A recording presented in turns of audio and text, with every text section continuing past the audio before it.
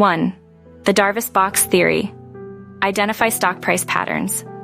Darvas developed a system known as the Darvas box theory, where he identified and tracked stocks that were trading within a specific price range, box.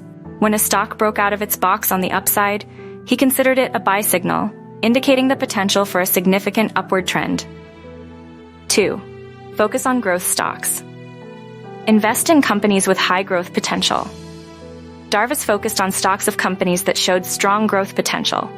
He believed that growth stocks, especially those in emerging industries or with innovative products, had the best chance of delivering significant returns. 3. Trade based on price and volume. Use technical analysis. Darvas relied heavily on price and volume analysis to make his trading decisions. He believed that the price movement and trading volume were the most reliable indicators of a stock's future performance, rather than relying on market news or insider information. 4. Maintain emotional discipline, control emotions, and stick to the plan.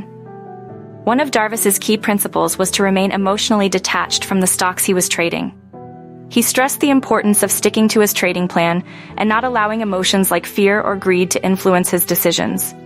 5. Use stop-loss orders. Protect your capital. To minimize potential losses, Darvas used stop-loss orders to automatically sell a stock if its price dropped below a certain level. This approach allowed him to protect his capital and avoid significant losses, even in volatile markets. 6. Be patient and let profits run. Don't be hasty to sell winning stocks. Darvas emphasized the importance of patience in trading. Once he identified a winning stock, he let his profits run, allowing the stock to rise as high as possible before exiting the position. This strategy helped him maximize his gains. 7. Avoid tips and inside information. Trust your own research and analysis. Darvas avoided relying on stock tips, rumors, or inside information. He believed that such information was often unreliable and could lead to poor investment decisions. Instead, he trusted his own research, analysis, and trading strategy.